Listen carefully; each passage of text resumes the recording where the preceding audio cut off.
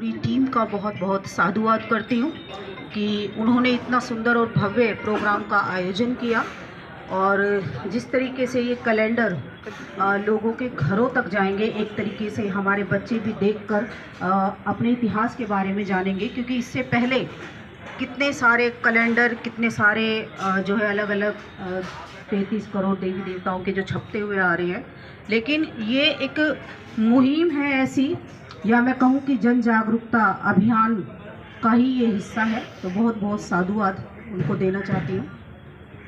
करुणा के सागर तथागत बुद्ध को नमन करते हुए, महामना ज्योतिबा राव फूले जी के चरणों में नमन करते हुए, शिक्षा की अखंड ज्योति जलाने वाली माता सावित्रीबाई फूले जी के चरणों में नमन करते हुए, बहुजन समाज में जन्मे सभी संतों, गुरुओं, वीर वीरांगनाओं को नमन करते हुए, और यहाँ पर उपस्थित सभी हमारे भाई, हमारी बहनें, आप सभी को मेरा गर्व से नमो बुद्धाय, जय भीम, और भंते जी को मेरा वंदामि। और आप सभी को देखकर बहुत अच्छा लग रहा है, क्योंकि मैं यहाँ पर पहली बार आई हूँ। इस बुद्ध विहार में पहली बार मुझे आने का मौका मिला और बहुत अच्छा लग रहा है। जैसे कि आप सभी लोग जानते हैं कि डॉक्टर बाबा साहेब अम्बेडकर जी की बदौलत ही आज हम लोग यहाँ तक पहुँच पाए हैं, क्योंकि उन्होंने अपने जीवन में बहुत ही संघर्ष किया और संघर्ष करके हमको यहाँ तक पहुँचाया है। बाबा साहेब का एक सपना था कि हमारा अपना एक ऐसे स्थल होने चाहिए जहाँ पर हमारे लोग बैठकर विचार विमर्श कर सकें, अपने विचारों का आदान प्रदान कर सकें और अपने इतिहास के बारे में चर्चा कर सकें। और आप देख सकते हो कि वो सपना बाबा साहेब का साकार हुआ है। बहुत सारे हमारे ऐतिहासिक स्थल हैं जहाँ पर लोग इकट्ठा होते हैं, अपने विचारों का आदान प्रदान करते हैं और अपने इतिहास के बारे में जानते हैं। तो बाबा साहिब की वजह से ही आज हम लोग यहाँ तक पहुँच पाए हैं। जैसे कि अगर मैं कहूँ कि बाबा साहिब डॉक्टर अम्बेडकर हमारी माँ हैं, तो ये गलत नहीं होगा, क्योंकि जिस तरीके से एक माँ होती है और अपने बच्चों के भविष्य के लिए चिंतित होती है और वो ये सोचती है कि मेरे बच्चों के जीवन में कोई संकट ना आए, कोई परेशानी ना आए, हर चीज़ का वो ध्यान रखती है, उसी तरीके से बाबा साहिब ने भी हमारा ध्यान रखा। और ऐसी ही एक घटना मैं आपको बताना चाहती हूँ। वो घटना है 20 फरवरी 1929 के महाराष्ट्र के वर्धा की ये घटना है, जब हमारे वाल्मीकि समाज के भाई धरने पर बैठ जाते हैं और गांधी का आश्रम भी वहीं पर होता है। तो झूठी सच्ची सहानुभूति दिखाने के लिए मिस्टर गांधी भी वहाँ पर पहुँच जाते हैं, लेकिन जैसे ही वहाँ पर बाबा साहेब आते हैं तो वाल्मीकि समाज के जो लोग होते हैं वो भागे भागे बाबा साहेब का स्वागत करते हैं, उनके गले में फूल मालाएं पहनाते हैं। ये देखकर गांधी को गुस्सा आ जाता है और वो ये कहता है कि मैं इतने दिनों से यहाँ पर बैठा हूँ, लेकिन मेरा किसी ने सम्मान नहीं किया, और डॉक्टर अम्बेडकर जैसे ही आए हैं लोग उनके पीछे भागने लगे। तब मिस्टर गांधी बाबा साहेब से कहते हैं कि मिस्टर डॉक्टर अम्बेडकर, जितना समय तुम्हें राजनीति करते हुए हो गया उतनी तो तुम्हारी उम्र भी नहीं है। तब बाबा साहेब कहते हैं कि मिस्टर गांधी, मुझसे उम्र की बात मत करना, मुझसे ज्ञान की बात करना, मुझसे एजुकेशन की बात करना, क्योंकि जब से ये जगत रचा है बसा है तब से लेकर आज तक इस धरती पर बाबा साहेब डॉक्टर अम्बेडकर से बड़ा विद्वान पैदा नहीं हुआ। तो बाबा साहेब का जो सम्मान है आज पूरी दुनिया कर रही है। ताइवान एक छोटा सा देश है जो पूरे संसार में निःशुल्क तथागत बुद्ध का धम्म, और यदि बाबा नहीं होते, ये किताबें देता है। उस ताइवान देश के लिए बाबा साहेब ने संविधान नहीं बनाया, उस ताइवान देश की महिलाओं के लिए हिंदू कोड बिल नहीं बनाया, लेकिन वो ताइवान देश चिल्ला चिल्ला कर कहता है कि यदि बाबा नहीं होते, यदि बाबा साहेब नहीं होते तो हम कहाँ होते, हमारा क्या अस्तित्व होता इस देश में। और आज भी उसी सड़ी गली व्यवस्था में रहते जिस व्यवस्था से बाबा साहेब डॉक्टर अम्बेडकर ने हमको बाहर निकाला। तो बहुत बड़ा ऋण है इस भारत देश के ऊपर बाबा साहेब का, और सबसे ज्यादा ऋण है इस देश की महिलाओं पर। आज जो हमारा शोषण हो रहा है, आज जो हमारे ऊपर अत्याचार हो रहा है, वो इसीलिए हो रहा है क्योंकि हमने बाबा साहेब का कहना नहीं माना, क्योंकि हमने अपने महापुरुषों का कहना नहीं माना, क्योंकि बाबा साहेब डॉक्टर अम्बेडकर ने 21 साल तक तमाम धर्म ग्रंथों का अध्ययन किया, और अध्ययन करने के बाद उन्होंने बुद्ध का धम्म हम लोगों को दिया। वो ऐसे ही नहीं दे दिया था। 13 अक्टूबर 1935 को नासिक के येवला में कहा था कि मैं हिंदू धर्म में पैदा हुआ ये मेरे बस की बात नहीं, लेकिन हिंदू धर्म में रहकर मैं मरूंगा नहीं, ये मेरे ही बस की बात है। उसके बाद जब तमाम वेद, गीता, रामायण, मनुस्मृति तमाम ग्रंथों को उन्होंने पढ़ा और पढ़ने के बाद वो कोई भी धर्म उनकी बुद्धि को नहीं जचा। उन्होंने कहा कि हमने इन धर्म ग्रंथों को बहुत खंगाला, लेकिन हमें कोई रोशनी की किरण नहीं नजर आई। हमें ज्ञान की किरण अगर नजर आई तो वो सिर्फ और सिर्फ तथागत बुद्ध के धम्म में ही है।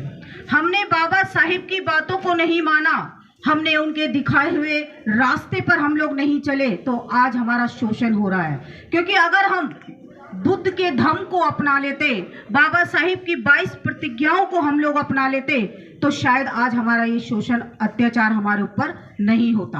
बाबा साहेब ने इस देश को सर्वश्रेष्ठ संविधान दिया जो सभी समस्याओं का समाधान है, और उस संविधान में हमको समानता, बराबरी और शिक्षा का अधिकार हम लोगों को दिया। लेकिन इतने साल आज़ादी के बाद भी 76-77 साल आज़ादी को हो गए, लेकिन आज भी हमारे ऊपर अन्याय, अत्याचार रुक नहीं रहा। वो कंटिन्यू बढ़ता हुआ जा रहा है, जातिवाद बढ़ रहा है, हमारे लोगों को एजुकेशन से दूर किया जा रहा है। अभी आप देखें कि उत्तर प्रदेश में कितने सारे सरकारी स्कूल बंद कर दिए गए, गुजरात में बंद कर दिए गए, मध्य प्रदेश में बंद कर दिए गए, क्योंकि वो हमारे लोगों को शिक्षा से दूर करना चाहते हैं, क्योंकि शिक्षा ही सभी सवालों को जन्म देती है। बाबा साहेब ने एक क्रांति कर दी, एक इतिहास को बदल दिया, वो शिक्षा के बल पर। अगर वो विदेशों में हाई एजुकेशन लेने नहीं जाते तो शायद वो भी कुछ नहीं कर पाते। और बाबा साहेब उच्च शिक्षा के समर्थक थे कि अपने बच्चों को ऊंची से ऊंची शिक्षा दो, लेकिन वो तो हमारे बच्चों को सरकारी स्कूलों में भी पहुंचने नहीं दे रहे, और सरकारी स्कूलों को खिचड़ी और दलिए के केंद्र उन्होंने बना दिए। क्योंकि हम लोग सवाल नहीं करते, हम नहीं पूछने जाते कि हमें हमारे बच्चों के लिए खिचड़ी दलिया नहीं चाहिए, क्योंकि जब तुम खिचड़ी दलिया नहीं देते थे तो भी हमारे बच्चे पढ़ते थे। आज तुमने हमारे बच्चों को भिखारी बना दिया। हमें अपने बच्चों के लिए अच्छी एजुकेशन चाहिए, वैज्ञानिक सोच पर आधारित एजुकेशन चाहिए, लेकिन हम सवाल नहीं करते। आज से अगर 40 साल पहले की बात करूं तो सरकारी स्कूलों की एजुकेशन बहुत अच्छी होती थी, वहां के पढ़े हुए बच्चे अफसर अधिकारी बनते थे। लेकिन आज अगर सरकारी स्कूलों में कोई 12वीं भी पास कर लेगा तो मुझे नहीं लगता कि वो चपरासी की नौकरी भी कर पाएगा। ऐसी एजुकेशन दी जा रही है, तो वो हमारे बच्चों को शिक्षा से दूर कर रहे हैं। जिनको शिक्षा सबसे आखिर में मिली, उनसे शिक्षा छीनी जा रही है। सावित्रीबाई फूले, ज्योतिबा राव फूले हमारे लिए शिक्षा की लड़ाई लड़ रहे थे, कलम किताब की लड़ाई लड़ रहे थे, और उस समय ऐसी ब्राह्मणी व्यवस्था के सामने उन्होंने संघर्ष किया कि सीधे सीधे अपनी मौत को दावत देना था, लेकिन उन्होंने अपनी जान की भी परवाह नहीं की, क्योंकि हमारे महापुरुषों को पेट की भूख से ज्यादा सम्मान की भूख ने सताया, और उस सम्मान को पाने के लिए उन्होंने संघर्ष किया। आप देखिए कि अंग्रेजों के सामने भी ज्योतिबा राव फूले खड़े हो गए, और एक सिद्धांत था अंग्रेजों का कि झरने का जो सिद्धांत था, जिसमें शिक्षा, उन्होंने कहा था कि सवर्णों से लेकर नीचे के तबकों तक शिक्षा मिलनी चाहिए, यानी ऊपर से नीचे के तबकों को मिलनी चाहिए। लेकिन ज्योतिबा राव फूले इसका विरोध करते हैं और कहते हैं कि शिक्षा ऊपर से नीचे नहीं, नीचे से ऊपर की होनी चाहिए, यानी सबसे पहले गरीब तबके को शिक्षा मिलनी चाहिए और तब वो सवर्णों तक पहुंचनी चाहिए। लेकिन आज षड्यंत्रों के तहत हमारे बच्चों को हर चीज से दूर किया जा रहा है। आप देखिए, संविधान को खोखला उन्होंने कर दिया, संविधान को खत्म करने की साजिश रच रहे हैं। अब एकदम से संविधान उठाकर मनुस्मृति नहीं रखेंगे, लेकिन संविधान अंदर ही अंदर दीमक की तरह उन्होंने खोखला कर दिया, और हमारे लोगों को पता भी नहीं। हम आज भी लड़ाई लड़ रहे हैं कि संविधान को बचाना है, ये करना है, वो करना है। अरे अंदर तो देख लो, आरक्षण खत्म कर दिया, सरकारी नौकरी खत्म कर दी, स्कूलों में जो स्कॉलरशिप दी जाती थी वो बंद कर दी, संविधान बचा ही कहाँ है। तो बाबा साहेब ने बहुत बड़ा खजाना हमको संविधान के माध्यम से दिया है। हम सभी लोगों को जागरूक होना है और जागरूक होकर सड़कों पर आना है, क्योंकि आपने सुना होगा कि जब सड़कें सुनसान हो जाती है तो संसद आवारा हो जाती है। तो अपने अधिकारों के लिए हमको सड़कों तक तो आना होगा, अपने बच्चों के भविष्य को बचाना होगा, क्योंकि अगर हम लोग बाहर नहीं निकले तो आने वाली जो जनरेशन होगी वो हमें कभी माफ नहीं कर पाएगी, और वो भी हमें कोसेगी कि एक डॉक्टर अंबेडकर इस धरती पर पैदा हुए और करोड़ों हजारों साल की गुलामी से हमको आजाद करा गए, लेकिन हमारे माँ बाप ये कैसे हैं, ये कैसे है कि हमें उसी दलदल में वापस धकेल रहे हैं। एक बात कहना चाहती हूँ इस बात को, क्योंकि मैं तो हमेशा याद रखती हूँ इस बात को और चाहती हूँ कि आप भी याद रखें। आप कितनी भी धन संपत्ति कमा ले, आप कितने भी करोड़पति हो जाए, टाटा बिरला बिल गेट्स बन जाए, प्रधानमंत्री बन जाए, राष्ट्रपति आप बन जाए, लेकिन जब मौत आती है ना तो सब कुछ छीन कर ले जाती है।